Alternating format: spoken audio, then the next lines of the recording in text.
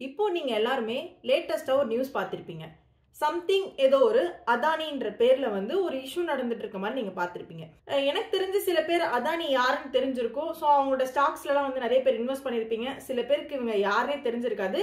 So நான் ரெண்டு பேருக்குமே புரியுற மாதிரி யார் இவங்க என்ன பண்ணாங்க, எதுக்கு இப்போ இவங்கள கவர்மெண்ட் எல்லாம் சேர்ந்து பிகஸ்ட் ஸ்கேம்னு சொல்றாங்க. நான் சொல்றேன், நம்மளோட இந்தியா ஸ்டாக் எக்ஸ்சேஞ்சில் அதானியோட ஸ்டாக்ஸ் வந்து நிறைய இருக்கு. இப்போ இந்த இஷ்யூ நடந்ததுக்கு அப்புறம் கிட்டத்தட்ட டெய்லியும் 15-20% வந்து ஸ்டாக் விழுந்துட்டு இருக்கு. இது இன்னும் எத்தனை நாளுக்கு விழும், இது எங்க போய் முடியும்ன்றதும் தெரியல. நம்ம இந்தியாலேயே அதானிய one of the richest man நம்ம சொல்லலாம். சோ இப்படிப்பட்ட ஒரு பர்சனை வந்து அமெரிக்கா கவர்மெண்ட் வந்து என்ன சொல்றாங்க அப்படின்னா, ஒரு பிக்கஸ்ட் ஸ்கேம், இவர் ஒரு ஃப்ராடு அப்படின்னு சொல்றாங்க. அதானிக்கு அரெஸ்ட் வாரண்ட் நோட்டீஸ் வந்திருக்கு. எதுக்காக அரெஸ்ட் வாரண்ட் கொடுத்திருக்காங்கன்னு பார்க்கலாம். இந்த அரெஸ்ட் வாரண்ட் யாரால கொடுக்கப்பட்டுச்சுன்னு பாத்தீங்க அப்படின்னா அமெரிக்கா கவர்மெண்ட். இவர் இப்ப எங்க இருக்காரு பாத்தீங்க அப்படின்னா இந்தியால இருக்காரு. பட் அமெரிக்கால இருந்து இவருக்கு வந்த நோட்டீஸ் தான் அந்த அரெஸ்ட் வாரண்ட். நீங்க யோசிக்கலாம், இவர் இந்தியால தானே இருக்காரு, எதுக்கு அமெரிக்கால இருந்து இவருக்கு இப்படி அனுப்பியிருக்காங்க நீங்க யோசிக்கலாம். நான் தனியா ஸ்டாக் மார்க்கெட் பத்தி பேசி ஒரு வீடியோ போட்டிருக்கேன். அதுல நான் சொல்லியிருப்பேன், இந்த மாதிரி ஸ்டாக் மார்க்கெட்ல இந்த ரூல்ஸ் அண்ட் ரெகுலேஷன்ஸ் இருக்கு அப்படின்னு சொல்லி. இதுக்கு எல்லாமே கட்டுப்பாடு ஆகிதான் நம்மளோட அதானி ஸ்டாக்ஸ் எல்லாமே இந்தியன் ஸ்டாக் மார்க்கெட்டுக்குள்ள வந்திருக்கும். நம்ம ஸ்டாக் மார்க்கெட்ல இருக்க செபியால வந்து இது ஸ்கேம்னு கண்டுபிடிக்க முடியல. எப்படி அமெரிக்கா கவர்மெண்டால மட்டும் கண்டுபிடிக்க முடிஞ்சது? அப்புறம் எப்படி அமெரிக்க கவர்மெண்ட் வந்து நம்ம இந்தியா கிட்ட இது வந்து இவர் பண்ணிட்டு இருக்கிறது ஒரு பெரிய ஸ்கேம்னு எப்படி சொல்றாங்க? இப்போ அமெரிக்காவோட டாக்குமெண்ட்ல என்ன இருக்குன்னு பாத்தீங்க அப்படின்னா, இந்தியால இருக்க நிறைய ஸ்டேட்ல வந்து அதானி வந்து நிறைய லஞ்ச பணம் கொடுத்திருக்காரு. கோடிக்கணக்கான லஞ்ச பணம் வந்து இந்தியால இருக்க ஸ்டேட்டுக்கு கொடுத்திருக்காரு. ஒரு சில ஸ்டேட் சொல்லிருக்காங்க, அதுல நம்மளோட தமிழ்நாடும் அடிபட்டிருக்கு. இப்போ இந்த அதானி இஷ்யூனால நம்ம நாட்டு மக்களுக்கும் இதுல பின்விளைவுகள் இருக்கு. முன்னாடி காலத்துல என்ன பண்ணிட்டு இருந்தாங்க பாத்தீங்க அப்படின்னா, நம்ம வீட்டுல வந்து காய்கறி கட் பண்ணதுக்கு அப்புறம் வேஸ்ட் எல்லாம் இருக்கும்ல, காய்கறி யூஸ் பண்ணதுக்கு அப்புறம் அந்த வேஸ்ட் அப்புறம் அழுகின காய்கறி எல்லாமே ஒரு டப்பால போட்டு வந்து பிரிசர்வ் பண்ணி அதுல இருந்து வந்து கேஸ் எடுத்துட்டு இருந்தாங்க. அப்புறம் மண்ணுக்கடியில புதையிற அனிமல்ஸோ சரி இல்ல பிளான்ஸோ சரி அதுல இருந்து வந்து நமக்கு க்ரூட் ஆயில் கிடைச்சிட்டு இருந்தது. நெய்வேலியில இருந்து நிலக்கரி தோண்ட எடுக்கப்பட்டு அதுல இருந்து நமக்கு எலக்ட்ரிசிட்டி ப்ரொவைட் பண்ணிட்டு இருக்காங்க. சோ இப்ப யூசுவலா இவ்வளவு விஷயம் நம்ம ஊர்ல நடந்துகிட்டு இருக்கு. இப்ப என்னன்னா, நெக்ஸ்ட் 100 வருஷம் 150 வருஷத்துக்கு அப்புறம் இது எல்லாமே சோர்ஸ் இல்லாம காணாவே போயிடும். அப்போ நம்ம பெட்ரோலுக்கு என்ன பண்ணுவோம், நம்ம எலக்ட்ரிசிட்டிக்காக என்ன பண்ணுவோம்னு சொல்லி இப்போ நம்ம வேர்ல்டோட டெக்னாலஜி எல்லாமே வந்து கிரீன் எனர்ஜிக்கு மாறிட்டு இருக்கு. கிரீன் எனர்ஜினா என்ன, கிரீன் எனர்ஜினால என்ன யூஸ் பாத்தீங்க அப்படின்னா, இப்போ வந்து நிலக்கரி அப்புறம் க்ரூட் ஆயில் அதெல்லாம் வந்து சோர்ஸ் எல்லாம் கொஞ்ச நாள்ல குறைஞ்சிடும் நான் சொன்னல.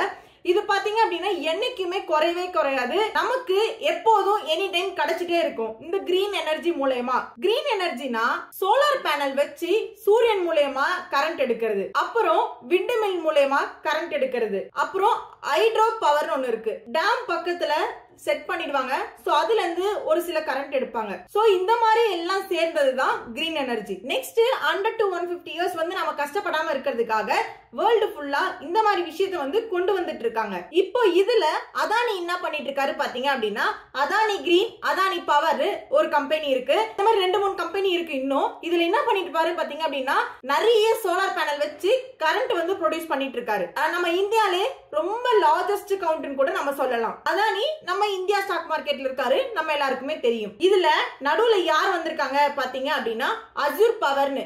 இவர் யாரு அப்படின்னு பாத்தீங்க அப்படின்னா, இது அமெரிக்கால இருக்க ஒரு கம்பெனி, அமெரிக்காவோட ஸ்டாக் மார்க்கெட்ல லிஸ்ட் ஆகி இருக்க ஒரு கம்பெனி. இப்போ அந்த அசூர் பவரும் அதானியும் சேர்ந்துதான் ஸ்கேம் பண்ணாங்கன்னு சொல்றாங்க. இப்போ இவங்க 2 பேர் தான் கூட்டணி. இவங்க 2 பேர் சேர்ந்துதான் ஸ்டேட் கவர்மெண்ட் கிட்ட டீல் பேசுறாங்க. என்ன மாதிரி டீல் பாத்தீங்க அப்படின்னா, இவங்களோட அதானி பவர், அதானி கிரீன் இந்த மாதிரி நான் சொன்னல, இதை வாங்க சொல்லி பேசியிருக்காங்க. அப்போ ஸ்டேட் கவர்மெண்ட் என்ன சொல்லிருக்காங்க, இல்ல இல்ல எங்களுக்கு வேண்டாம், நாங்க இருக்கிறத வச்சு பாத்துக்கிறோம் அந்த மாதிரி தான் சொல்லிருக்காங்க. உடனே என்ன பண்ணிருக்காங்க, 2000 கோடி லஞ்ச பணத்தை கொடுத்து டீல் க்ளோஸ் பண்ணிருக்காங்க. இப்போ இந்த ஸ்டேட் கவர்மெண்ட் கிட்ட 2000 கோடி லஞ்சம் கொடுத்துட்டாங்க. இந்த ஸ்டேட் கவர்மெண்ட் என்ன பண்றாங்க, அவங்க கிட்ட வந்து பேசி அந்த கவர்மெண்ட் அபிஷியல்ஸ் கிட்ட தான் இது எல்லாமே நடக்குது. கவர்மெண்ட் அபிஷியல்ஸ் மூலமா தான் உள்ள எல்லாம் ஸ்கேம் பண்ணிட்டு இருக்காங்க. அவங்க மூலமா சென்ட்ரல் கவர்மெண்ட் கிட்டயும் வாங்க சொல்றாங்க. சோ இப்போ என்ன ஆகுது, சென்ட்ரல் கவர்மெண்ட் கிட்ட போய் ஸ்டேட் கவர்மெண்ட்டும் வாங்குறாங்க. இந்த சென்ட்ரல் கவர்மெண்ட் அபிஷியல்ஸ்க்கு அதானி கொஞ்சம் லஞ்ச பணமும் கொடுக்குறாங்க. இப்போ இந்த சென்ட்ரல் கவர்மெண்ட்டுக்கு சோர்ஸ் எங்க இருந்து பாத்தீங்க அப்படின்னா அதானி கிட்ட இருந்து. சென்ட்ரல் கவர்மெண்ட் வந்து அதானி கிட்ட இருந்து வாங்கியிருக்கு. இப்போ இந்த அதானி என்ன பண்ணிட்டு இருக்காரு பாத்தீங்க அப்படின்னா, ஒரு நடுவில் ஒரு இன்டர்மீடியேட் வச்சு அதானி கிட்ட இருந்து ஸ்டேட் கவர்மெண்ட்டுக்கு லஞ்ச பணம் போயிருக்கு, சென்ட்ரல் கவர்மெண்ட்டுக்கு லஞ்ச பணம் போயிருக்கு. இவங்களோட அந்த அதானி கிரீன் இங்கேயும் வித்துட்டு இருக்காங்க, இங்கேயும் வித்துட்டு இருக்காங்க.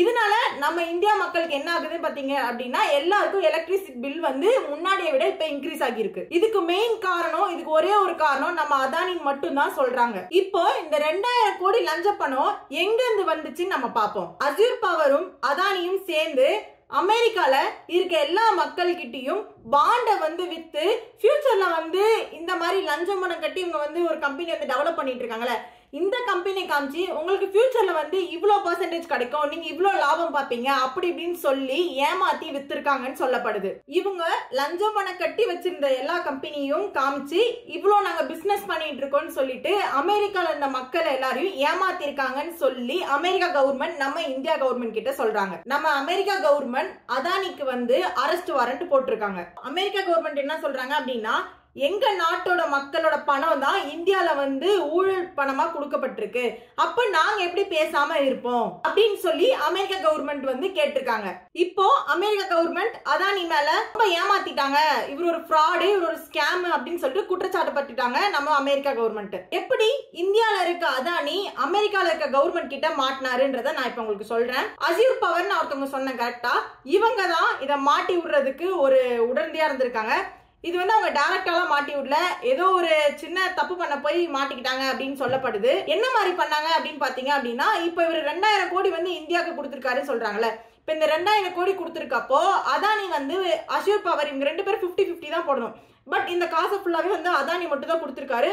இப்ப இந்த காசை அதானி கொடுத்தப்போ அதானி என்ன சொல்றாரு அஸ்யூர் பவர் கிட்ட, நான் உனக்கு வந்து அங்க இவ்வளவு லஞ்சம் பணம் கொடுத்திருக்கேன், நீ எனக்கு இதுல பாதி கொடுக்கணும், நீ எனக்கு எப்படி பாதி வந்து கொடுக்கறது நீ யோசி அப்படின்னு சொல்றப்போ அஸ்யூர் பவர் என்ன பண்றாங்க, ஒரு பவர் பாயிண்ட் டாக்குமெண்ட் உருவாக்கி அதுல வந்து நம்ம எவ்வளவு ப்ராஃபிட் கொடுக்கலாம், எங்க இருந்து எடுக்கலாம், என்ன பண்ணலாம்னு சொல்லி இருக்க அந்த பவர் பாயிண்ட், நான் சும்மா சொல்லல, உண்மையாவே அது ஒரு நிஜமான ஒரு பவர் பாயிண்ட் டாக்குமெண்ட். இந்த டாக்குமெண்ட் வந்து அமெரிக்காவோட கவர்மெண்ட் கையில சிக்கிருச்சு. இதுல அதான் என்ன சொல்றாரு பாத்தீங்க அப்படின்னா, பிசினஸ் ரிலேட்டடா அப்புறம் இந்த லஞ்சம் பணம் கொடுக்கறது இந்த மாதிரி விஷயத்த எல்லாமே நான் பாத்துக்கிறேன், எனக்கு நீ எப்படி வந்து லஞ்சம் கொடுக்கறது, எனக்கு நீ எப்படி கொடுப்ப அப்படின்றத மட்டும் பிளான் பண்ணி யோசின்னு தான் சொல்லியிருக்காரு. இந்த விஷயம் தான் வந்து கவர்மெண்ட் கிட்ட மாட்டிடுச்சு அப்படின்னு வந்து டாக்குமெண்ட்ல சொல்லிட்டு இருக்காங்க.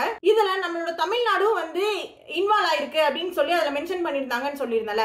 பட் நம்ம தமிழ்நாடு எலக்ட்ரிசிட்டி மினிஸ்டர் என்ன சொல்றாரு அப்படின்னா, அதானிக்கும் எங்களுக்கும் எந்த பிசினஸ் கனெக்ஷனுமே கிடையாது அப்படின்ட்டு சொல்லப்படுது. இது மாதிரி இந்தியாவுக்கு வந்துட்டு லஞ்ச பணம் வந்து அதானி கொடுத்து தான் நம்மளோட இந்தியால இருக்க எல்லாருக்குமே எலக்ட்ரிசிட்டி பில் வந்து அதிகமா ஏறிட்டு இருக்கு அப்படின்ட்டு சொல்லிட்டு இருக்காங்க. இப்போ ஸ்ட்ராங்கா வந்து யூஎஸ்ல இருக்க நியூயார்க்ல என்ன சொல்றாங்க அப்படின்னு பாத்தீங்க அப்படின்னா, அதானி வந்து நியூயார்க்ல காலை வச்சா கண்டிப்பா நாங்க ஜெயில போட்டுருவோம்னு சொல்றாங்க. பட் இந்தியால அப்படி பண்ணுவாங்களா? இப்போ இந்த மாதிரி விஷயத்த எல்லாமே நம்ம வந்து இது வரைக்கும் நடந்ததெல்லாம் அந்த நாட்டுக்குள்ளே நடந்துட்டு இருந்துச்சு. சோ இப்போ இவ்வளவு பப்ளிக்கா வந்துருச்சு. இதுக்கப்புறம் இந்த விஷயம் வந்து கோர்ட்ல தான் கொண்டு போய் பண்ற மாதிரி இருக்கும். கோர்ட்டுக்கு போச்சு அப்படின்னா இது வந்து எந்த மாதிரி ஒரு செக்ஷன்ல வரும் அப்படின்னு பாத்தீங்க அப்படின்னா 447 ஒரு செக்ஷன்ல வரும். இது எதுக்கான செக்ஷன் பாத்தீங்க அப்படின்னா, நம்ம ஃப்ராட் இந்த மாதிரி ஸ்கேம் பண்றவங்க எல்லாம் இந்த மாதிரி ஒரு செக்ஷன்ல வருவாங்க. இந்த செக்ஷன் 447 எப்போ வந்துச்சு அப்படின்னு பாத்தீங்கன்னா 2013ல வந்தது. இந்த செக்ஷன்ல என்ன பண்ணணும் அப்படின்னா, மோசடி பண்ணவங்களுக்கு தண்டனை கொடுக்கணும். அது யார் யாரு அப்படின்னா, அந்த கம்பெனி ப்ரொமோட்டர்ஸ் இல்ல ஃபர்ஸ்ட் டைரக்டர், அப்புறம் டிக்ளரேஷன்ஸ் எல்லாம் பண்ணுவாங்கல்ல, அவங்க எல்லாருமே வந்து அரெஸ்ட் பண்ணணும் அப்படின்ட்டு சொல்றாங்க. அவங்க எல்லாருக்குமே வந்து பனிஷ் பண்ணணும் அப்படின்றது சொல்றாங்க. இவங்களுக்கு வந்து எவ்வளவு நாள் வந்து பனிஷ் பண்ணணும் அப்படின்னு பாத்தீங்க அப்படின்னா, மினிமம் வந்து 6 months இருக்கணும். பட் அதை வந்து 10 years வரைக்கும் கூட எக்ஸ்டெண்ட் பண்ணலாம் அப்படின்ட்டு சொல்றாங்க. அது மட்டும் இல்லாம இவங்க ஃபைனும் கட்டுற மாதிரி இருக்கும். அது கூட சேர்ந்து இவங்க வந்து மோசடி பண்ணதோட அந்த பணத்தோட அதிகமா தான் அவங்க ஃபைன் கட்டுற மாதிரி இருக்குமா. அதுவும் வந்து கிட்டத்தட்ட அதை விட 3 மடங்கு கூட ஏத்தப்படலாம் அப்படின்ட்டு சொல்றாங்க. அப்ப இவங்க 2000 கோடி இது பண்ணிருக்காங்க அப்படின்னா அவங்க 6000 கோடி வந்து ஃபைன் கட்டுற மாதிரி இருக்கும். இதை வந்து நான் ஒரு தோராயமா ஒரு எக்ஸாம்பிளா சொல்றேன். நாங்க வந்து 2019ல தான் அதானியோட ஸ்டாக்ஸ் எல்லாம் வாங்கியிருந்தோம். அந்த அதானி கிரீன், அதானி பவர் சொன்னல, அந்த அதானி கிரீன் பாத்தீங்க அப்படின்னா 2019ல 37 ரூபாய்க்கு வித்துட்டு இருந்துச்சு ஒரு ஸ்டாக். 2022லயே பாத்தீங்க அப்படின்னா 3000 ரூபாய்க்கு வித்துச்சு. கிட்டத்தட்ட பாத்தீங்க அப்படின்னா 100 மடங்கு. 3-4 வருஷத்திலேயே இவ்வளவு 100 மடங்கு வந்து ஆகுறது வந்து ஒரு சாத்தியமே கிடையாது. அப்பதான் இவருக்கு world's 19th richest man Bloomberg வந்து அனௌன்ஸ் பண்ணாங்க. 100 மடங்கு ஆச்சுன்னு சொன்னல. இத நான் ஒரு இது எக்ஸாம்பிள் சொல்றேன். 1 லட்சம் ரூபாய் நீங்க இன்வெஸ்ட் பண்ணிருந்தீங்கன்னு வச்சுக்கோங்க, உங்களுக்கு 1 கோடி ரூபாய் கிடைச்சிருக்கும். இது வந்து எப்படி இருக்கு, கேட்கறதுக்கே ஒரு மாதிரி சாத்தியமே இல்ல அப்படின்றதால உங்களுக்கு தோணுது. இதே மாதிரிதான் எங்களுக்கும் அந்த ஸ்டாக் வந்து ஏறுறப்போ தோணுச்சு. இப்போ 2 months பிஃபோர் பாத்தீங்க அப்படின்னா ஒரு ஸ்டாக் வந்து 2000 ரூபாய்க்கு வித்துட்டு இருந்தது. இந்த இஷ்யூலாம் நடந்ததுக்கு அப்புறம் இந்த ஸ்டாக் வந்து 50% அப்படியே விழுந்துருச்சு. இன்னைக்கு வந்து ஸ்டாக்கோட வேல்யூ பாத்தீங்க அப்படின்னா 1000 ரூபாய் தான் ஒரு ஸ்டாக்கோட வேல்யூ. இதுக்கப்புறம் இந்த ஸ்டாக் வந்து ஏறுமா ஏறாதா, இல்ல கவர்மெண்ட் வந்து இவங்களை ஜெயில போடுவாங்களா போட மாட்டாங்களா, என்ன நடக்கும், இந்தியா வந்து இதுக்கு சப்போர்ட் பண்ணுதா இல்ல சப்போர்ட் பண்ணல, எதுவுமே நமக்கு தெரியாது. இப்போ பிளாக் மணில ஓடிட்டு இருக்க பிசினஸ அமெரிக்கா மக்கள் கிட்ட காமிச்சதுனால அமெரிக்கா மக்களுக்கு வந்து ப்ராமிஸ் கொடுத்த மாதிரி சொல்றாங்க. சோ ப்ராமிஸ் பண்ணி இவர் வந்து ஏமாத்திட்டாரு அப்படின்றதையும் சொல்லப்படுது. இப்போ அதானி ஒரு பிரஸ் மீட்ல என்ன சொல்லிருக்காரு பாத்தீங்க அப்படின்னா, இது எல்லாமே பொய், இது எதுவுமே உண்மையே கிடையாது, இவங்க சொல்றது எல்லா குற்றச்சாட்டுமே ஒரு பொய்யான குற்றச்சாட்டுன்னு அவர் சொல்றாரு. இதுல ராகுல் காந்தியும் ஒரு பிரஸ் மீட்ல வந்து ஒரு சில கருத்து சொல்றாரு. என்னன்னு பாத்தீங்க அப்படின்னா, நான் சொல்றேன் இது 100% வந்து ஸ்கேம் தான், இதான் நாங்க வந்து ரொம்ப வருஷமா உங்ககிட்ட சொல்லிட்டு இருக்கோம், நீங்க யாருமே கேட்க மாட்டீங்க.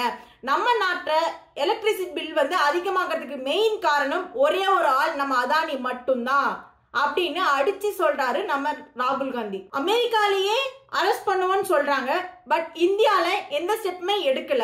பட் அதானிக்கு என்ன சப்போர்ட் இருக்கு, அதானிக்கு யார் சப்போர்ட் பண்ணிட்டு இருக்காங்க, அதானி எப்படி இவ்வளவு ஸ்ட்ராங்கா இருக்காரு பார்த்தா பின்னாடி இருக்கிறது நம்மளோட மோடி. நீங்க உள்ள போய் அந்த விஷயத்த வந்து நோண்டி நோண்டி பாக்குறப்ப கடைசியில வந்து மோடி இருப்பாரு, அதனாலதான் இந்த விஷயத்தை அப்படியே க்ளோஸ் பண்ணிட்டு போறாங்க அப்படின்ட்டு ராகுல் காந்தி வந்து ஒரு இதுல சொல்லியிருக்காரு அப்படின்ட்டு சொல்லப்படுது. பட் இதுல ஒரே ஒரு விஷயம் என்னன்னு பாத்தீங்க அப்படின்னா, அதானி வந்து கோடி கோடியா சம்பாதிச்சிட்டு இருக்காரு, பட் நம் நாட்டு மக்கள் எலக்ட்ரிசிட்டி பில் வந்து பே பண்ணி கஷ்டப்பட்டு இருக்கோம். இப்போ இதுல இன்னொரு ட்விஸ்ட் என்னன்னு பாத்தீங்க அப்படின்னா, இன்னும் 1 மாசத்துல அமெரிக்கால வந்து கட்சி மாறப்போகுது, ட்ரம்போட கட்சி வரப்போகுது.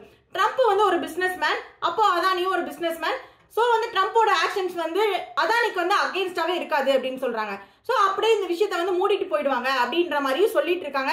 ட்ரம்ப் என்ன யோசிப்பாரு அப்படின்னா, இந்தியா கூட வந்து நம்ம ஒரு நல்ல ரிலேஷன்ஷிப்ல தான் இருக்கணும் அப்படின்னு யோசிப்பார். மோடியும் ட்ரம்ப்பும் ரொம்ப க்ளோஸ் ஃப்ரெண்ட்ஸ். இப்போ இந்த 1 month மட்டும் தான் அமெரிக்கால வந்து கொஞ்சம் அப்படியே ஃபயரா பேசிட்டு இருப்பாங்க. நெக்ஸ்ட் இது அப்படியே இந்தியாலயும் வந்து கொஞ்சம் அப்படியே பேச்சு போயிட்டு இருக்கு. இன்னும் ஒரு எனக்கு தெரிஞ்சு ஒரு 10 days நினைக்கிறேன், அதுக்கப்புறம் அப்படியே இந்த விஷயம் வந்து டவுன் ஆகி எல்லாருமே மறந்துடுவாங்க. அப்படி ஒரு சுச்சுவேஷனுக்கு தான் நம்ம ஆக்சுவலா இத்தனை வருஷமா போயிட்டு இருந்தோம். இனிமேவும் நம்ம அப்படிதான் போயிட்டு இருப்போம். பிளாக் மணின்றது நம்ம இந்தியால வந்து இப்போ நார்மல் ஆகி போச்சு. இதுக்கு பின்னாடி பாதிக்கப்படுறது எல்லாமே நம்ம நாட்டு மக்கள் மட்டும்தான். என்னோட இன்ஃபர்மேஷன் வந்து உங்களுக்கு யூஸ்ஃபுல்லா இருந்துச்சு அப்படின்னா, நீங்க சப்ஸ்கிரைப் பண்ணாம இருந்தீங்க அப்படின்னா மறக்காம சப்ஸ்கிரைப் பண்ணிக்கோங்க. நெக்ஸ்ட் இதே மாதிரி ஒரு இன்ஃபர்மேட்டிவ் வீடியோட நான் உங்களை பாக்குறேன்.